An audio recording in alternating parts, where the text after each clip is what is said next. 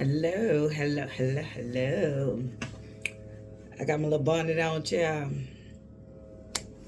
I don't know if I'm gonna do this in this bonnet. Just looking a little crazy. I don't know if I'm feeling this bonnet like this.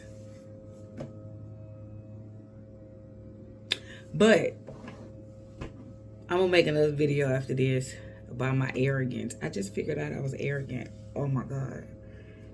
Don't know why I couldn't pick that up. Okay.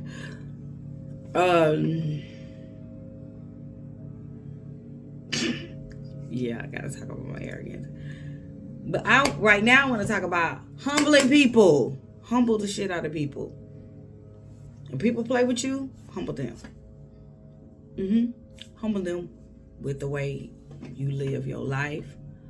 Humble them with the way you are choosing not to be like them.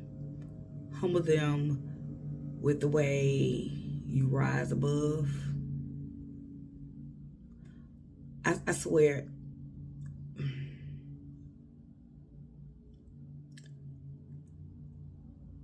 the more I learn about rising above, man, I really wish I had this skill a decade ago. If I had this skill a decade ago, to rise above, if I knew how to do that,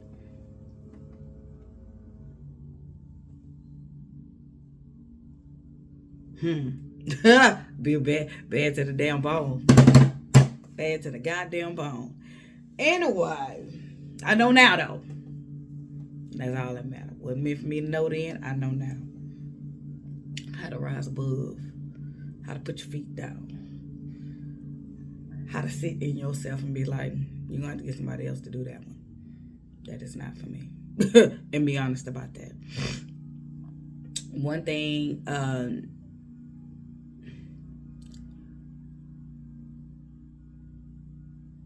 work on having bravery and courage, because that's a lot of things. That's a lot of the things and why people do half of the stuff they do, because they're cowards.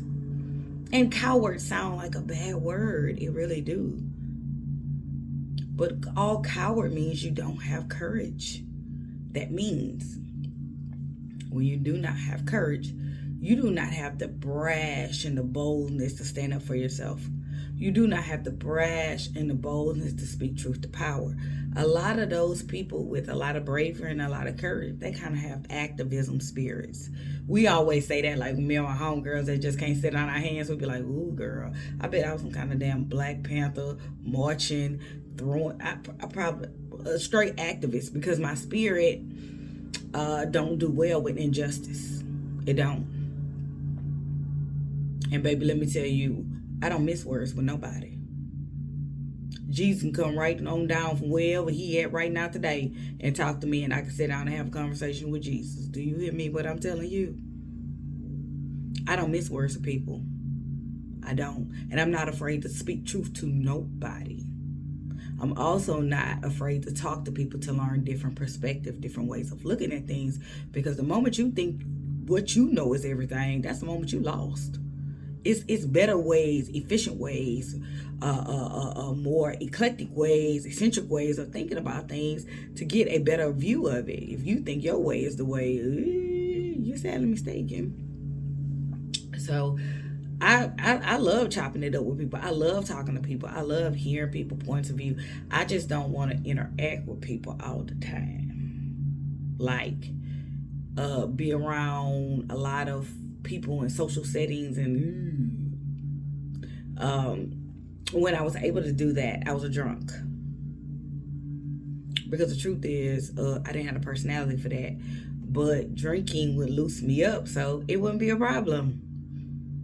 And that is why people would say she's different sober than when she's been drinking. Or our people like, ooh, get her a shot, get her a drink, because then I loosen up. Because other than that, I'll sit there all day like this. And then be like, yep, time for me to go. All right. Get up and leave. That's me. That is me. So, yeah, I've learned Hey, humble people, people that talk that shit, rise above. Let me tell you something. When you rise, and another thing too about rising above, do it in private, because you can't rise with people. If you hate being alone, if you don't like walking alone, if you don't like being alone, feeling alone, healing and rising will be hard, because the truth is, you think you can rise in front or with people. Can't. You're too heavy. And you don't know enough to rise with people. You have to be taught how to rise with people. But in the beginning, you can't rise. That's just like them putting a baby in your front, a baby in your back, a baby on both sides of you, and you're sitting all the way on the floor, and you have to get your feet to get to your feet with everything that's hanging on you. That's like what rising above is. You can't do it. Because now, instead of focusing on yourself, what are you going to focus on? The weight that's on you. How you can't get up. How you can't. If you only have your own weight, hell, you can rock from side to side till you get on your feet. You understand? You ain't got that much weight. Even if you heavy yourself, your body know your own weight. You can get up. But if you got things hanging on you, you can't get up. And the truth is, with things hanging on you, you really don't know how heavy physically you are. Heavy. Until you had to pick your own damn weight up off the floor with nothing attached to it. Then you see how heavy you are. You don't need no extra weight. You heavy enough. You need to lighten up. You need to get on your feet. You understand? So that's why healing cannot be done in front of people, with people, and all that stuff. You cannot. You cannot. And you prolong your healing the longer you need external validation. Let me tell you something. My healing was always here, don't get me wrong. And I always knew, and I can see my life spinning, in places, and I'm trying to, but it wasn't until my life got quiet that I was able to hear, and I was able to see, and I was able to really see how heavy, mentally and physically, I was. Heavy, and unclear. Right now, today, I'm the clearest I've ever been in my life. I can see things perfectly clear. People that come my way, I can see them perfectly clear. I don't attach to people. I don't absorb their energy. I observe it. That's it. I don't attach to nobody's energy, because I know better. And I know how powerful my energy is. And I know how powerful I am as a person. I know when I enter your life, I can change your whole fucking life. Your whole fucking world changed once I enter your life. I have to be very, very picky on who I want to collide with, my world and your world. You want to be picky with that. Because you get two worlds together, baby, that's war.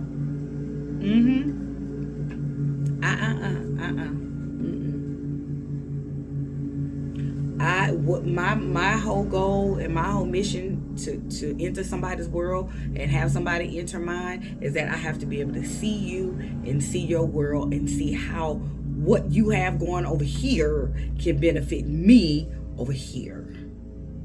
I also take in consideration, what do I have that can make you over here better? Because if I can't see where I can fit in at, I'm lost. I don't even want to be over here if I can't see where I can fit in. Because we are made to be interdependent, not independent, not codependent. We are made to be interdependent. I'm only entering somebody's world and letting their world enter mine where we can fit. If we don't fit, child, I'm just gonna observe you, look at you, and see you pass right on by my life, and I'm gonna try to give you whatever I think that you cross my path for, because I do not believe people cross your path for no reason. I do not believe in coincidence. I believe that when people cross your path, it is either for you to learn something or for them to learn something, but somebody's got to do some learning, and it could be for the both of you. And if you look at people as that, then you'll be better stewards of people who cross your path, right? Okay, I said my whole reason for going on this mission is that I won't be a ship floating in the ocean and everybody that enters my ship don't survive. I don't want to be the ship of the Dead Seas. I don't want to be that. I want to be an active, thriving ship. So I must work on all areas of ships, relationships. I must, work on that. And I think a lot of that grieves people's lives who refuse to work on their relationships. Their lives go from like sugar to poopsville, So that's my mission for myself. I do humble people that have something to say about you. Humble them with change. Humble them with the way you. Because people been asking me, so you're not going to have no party for your 50th birthday?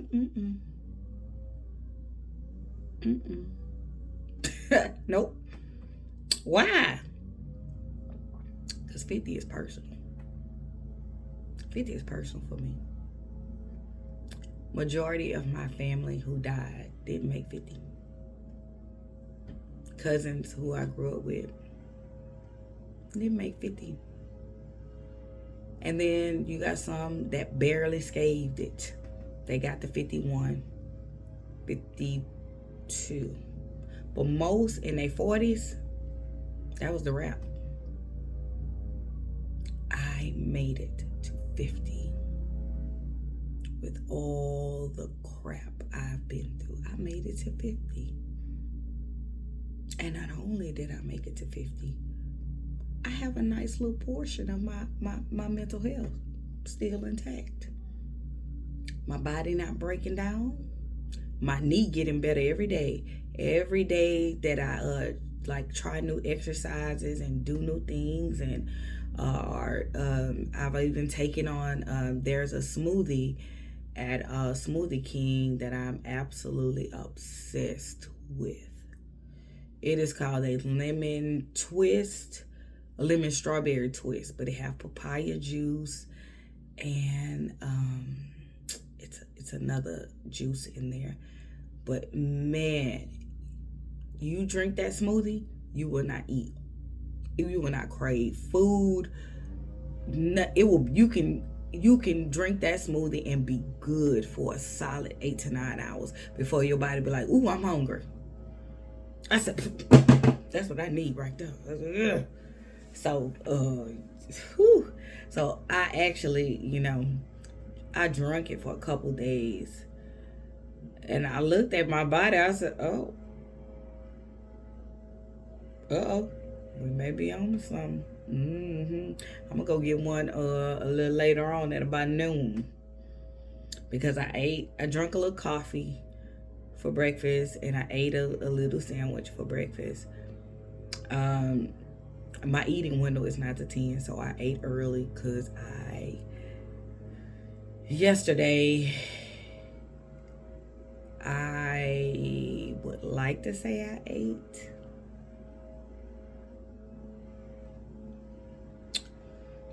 Yesterday, I did. So yesterday I ate Raising Cane, because my baby got canes. So I took one of his chicken strips and a little batch of his fries, and that's what I had for dinner. One chicken strip and a handful of fries. And I had that at about 5 something yesterday. Yep, it was 5 something yesterday. My cutoff time is 6 o'clock. And so this morning I was absolutely starving.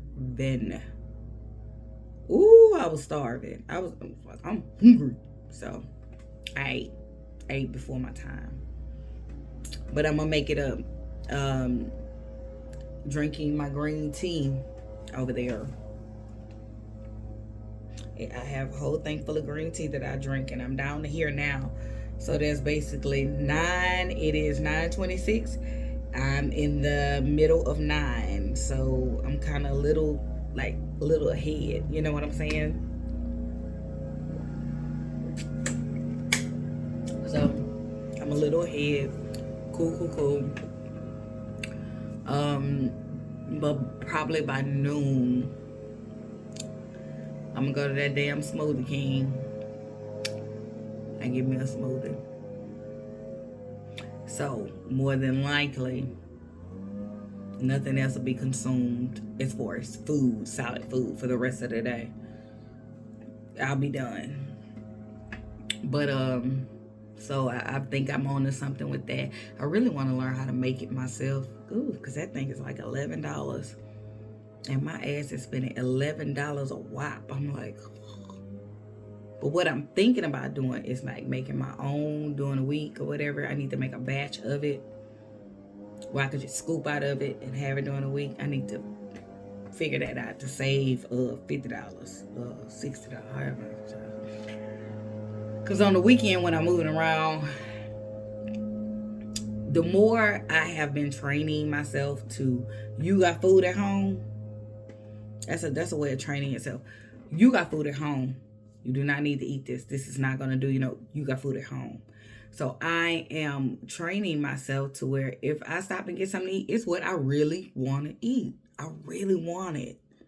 So I'm going to eat it. But if I'm just hungry, what can I drink to pacify myself with? Because I think passive hungerness is probably passive hunger. It's thirst. So I prefer to drink more than I eat. That is how I'm getting my weight down with this intermittent fasting and drinking more than I eat. And